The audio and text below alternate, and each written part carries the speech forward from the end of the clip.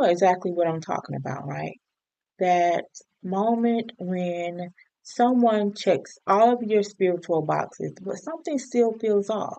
And then you have the confusion from well-meaning friends who are saying, but they love Jesus. What else do you want?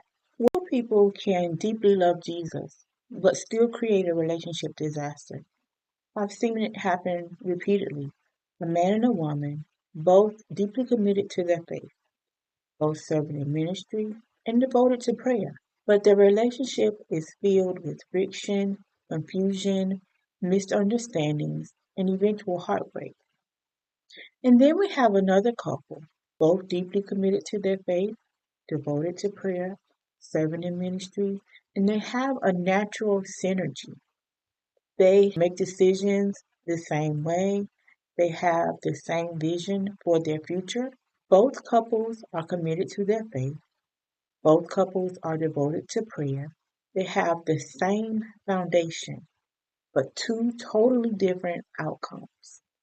Why? Be equally yoked. It's the advice that every single Christian has heard at some point. But what if I told you that while being equally yoked is very necessary, it is not sufficient for relationship success? The confusion that you feel is not your discernment failing. The uncertainty that you are experiencing despite doing everything right is not a problem. This advice is missing a crucial element that is essential to changing how you approach relationship decisions. Welcome or welcome back to Love Elevated TV. I'm Renitris L. Strong, a Kingdom Marriage Preparation expert, helping Christian singles to elevate their single season from a season of passive waiting to a season of active preparation. This is the first episode in our four-part Kingdom Relationship Clarity Framework series. Today, we're addressing the missing element that elevates your confusion into clarity. Today, we're addressing the missing element that elevates your relationship confusion into divine clarity. If you've been here for any amount of time, you've heard me tell the story about the time that I decided I was going to get clear about the type of relationship that I wanted. I had determined that the results that I was getting in love weren't exactly what I wanted. And I was going to make a list. For the first time in my life, I was going to list out the characteristics that I needed in a mate. I thought about it and I came up with one crucial element that I needed, one characteristic that I absolutely must have in my relationship. And that element was that he should be a believer, and not just any believer, that he needed to go to church, active in church, serving in ministry. Wouldn't you know that I attracted a guy who was active in ministry? He went to church every Sunday. He was a believer. He was actually a minister. But that relationship had the most friction, the most confusion. I was never able to get a level of peace in that relationship, despite the fact that we both had shared values. You see, we had shared values. We had both committed to our faith. We both were devoted in prayer. We were both serving in ministry in some capacity. But we weren't really aligned. The way that we approached life, the way that we communicated, the way that we resolved conflict were always in constant conflict with each other. We were always bumping heads. So while we both shared the same faith, or we both professed to share the same faith, the way that we walked it out in our everyday lives was different. And I learned that just having a shared faith wasn't enough. This was the beginning of me determining what success in a relationship looked like for me. Because on the outside looking in, this relationship should have been a match made in heaven, right? We were both devoted to our faith. We were both serving in ministry. we were both believers, but there were many things that were misaligned. And I see that happening so much in the dating scene when I'm working with my clients and we start to go over past relationship assessment, and we're talking about past patterns and things. One of the patterns that I always see, they're seeking out people who share their faith. And while it looks like the relationship on paper should be a successful one, they are never able to really make that relationship work. They're never able to have a level of peace because real relationship success depends on more than just being equally yoked. When I look at relationships and successful relationships, I've been spending a lot of time studying relationships, and I've been interviewing couples, trying to get down to the bare bones of what relationship success really means. What I'm finding is that it varies from person to person. There is no one generic set of rules that applies to every couple. What I have learned is that spiritual compatibility alone cannot be the sole predictor of relationship success or relationship struggle. And so you may be thinking, but Anitra, the standard of being equally yoked works for some people. But is it possible that just by chance they may have stumbled upon someone whose relationship success pattern complements their own? They weren't intentionally seeking it out, but it just worked out that way. I think so. And the reason that I think so is that because that same framework, being equally yoked, for someone else, they can take that same advice and choose a mate, and that relationship is wrought with confusion and all kinds of chaos. Let's refer to scripture. 1 Corinthians 12:4 and 6 says that there are different kinds of gifts. 1 Corinthians 12:4 and 6 tells us that there are different kinds of gifts, but it is the same Spirit that gives them all. There are different kinds of service, but the same Lord. There are different kinds of working, but in all of them and in everyone, it is the same God at work.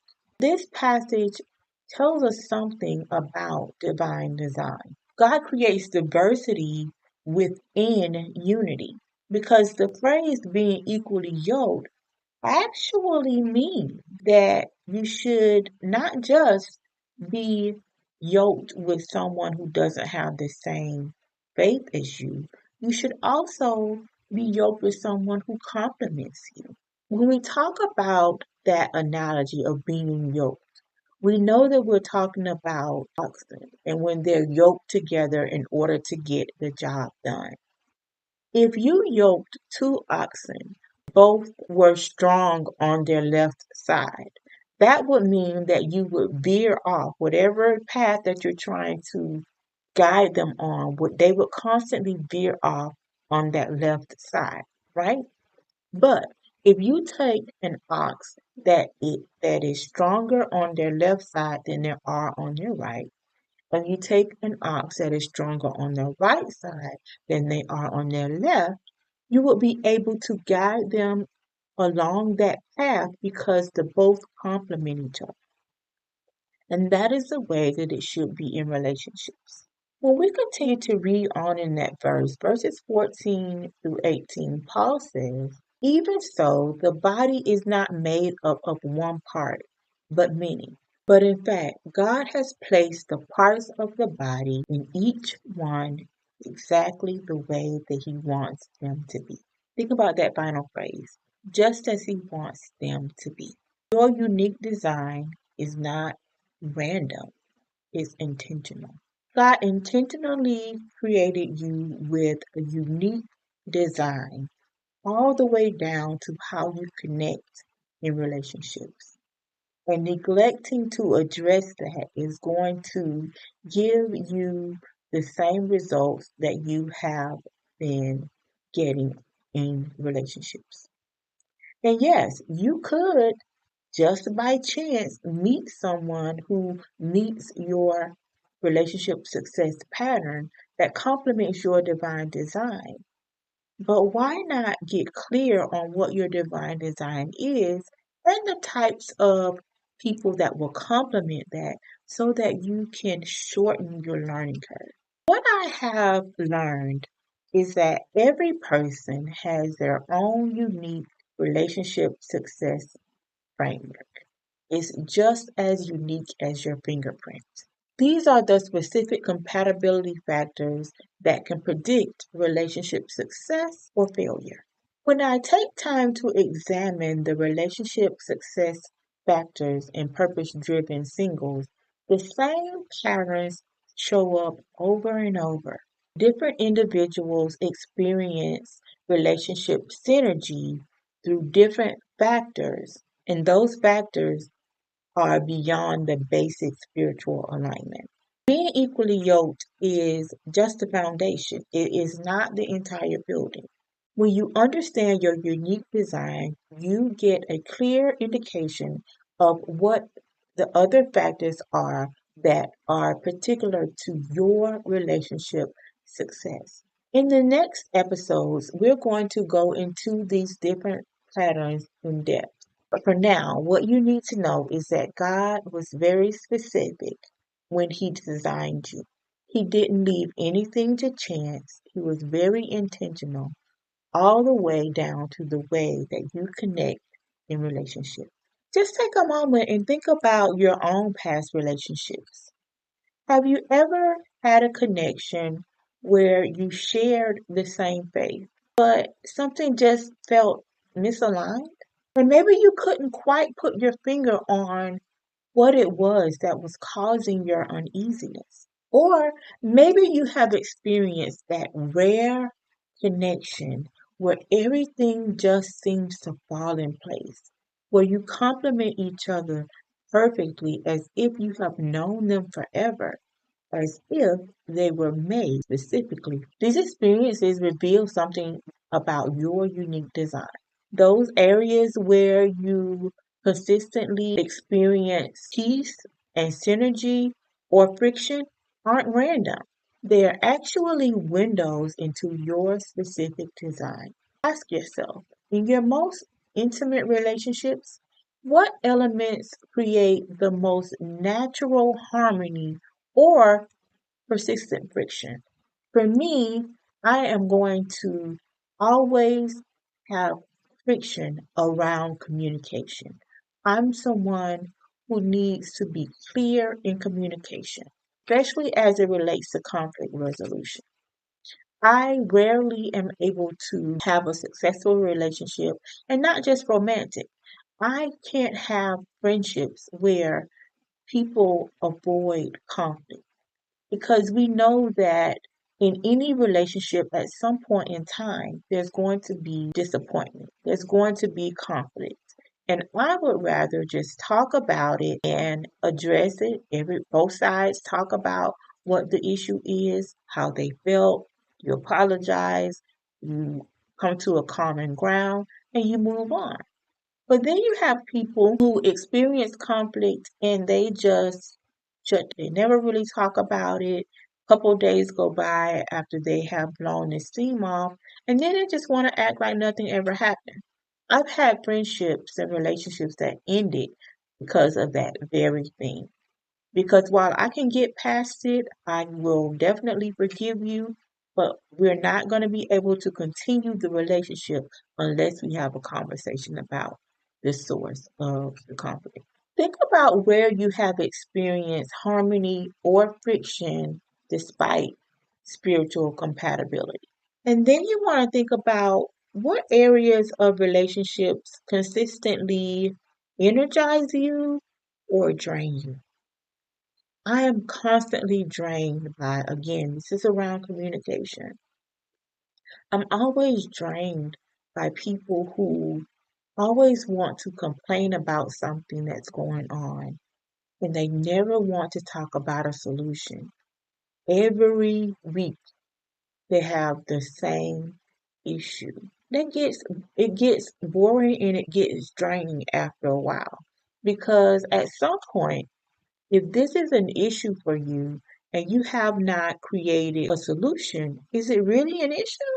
Maybe this is something that you are actually enjoying. And I think that it's something that you enjoy because I'm not enjoying talking about it over and over and over. Let's get to a solution. Imagine approaching your relationships with divine clarity instead of spiritual confusion. Imagine knowing exactly what to look for beyond spiritual compatibility. Imagine the confidence that comes from knowing exactly what factors contribute to your unique divine design. This understanding is going to elevate everything. Your prayers are going to gain focus instead of being generic. Your discernment becomes precise. You won't have to waste time, months, or years trying to figure out if this relationship is going to work for you because you will have indicators that will tell you exactly whether that relationship is going to be a good fit for your life and your unique design or not. So I want to make sure I give this caveat. This is not about lowering standards. It's about finding the right standards for you. So I want you to begin to notice patterns of synergy or friction in your relationship. This week, I want you to take some time to journal about your past relationships or spiritual connections. I want to challenge you to look beyond personality traits to structural elements, how decisions are made, how daily life is managed, how their purpose is expressed, and how they this week, I want you to take some time to journal about your past relationships or spiritual connections. I want to challenge you to look beyond personality traits to structural elements, how decisions are made, how daily life is managed, how their purpose is expressed, and how they envision their future. And then you're going to note exactly where you experience the most peace. These patterns reveal important elements of your unique design, and it is important for you to get crystal clear on what those things are. It's going to make this next phase much easier. In the next video, we're going to talk about the unique patterns that God creates and how you can identify yours specifically.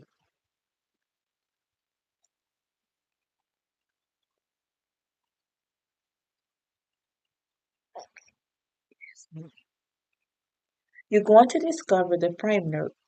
You're going to discover the framework that elevates confusion into clarity. Subscribe now to make sure you don't miss these crucial elements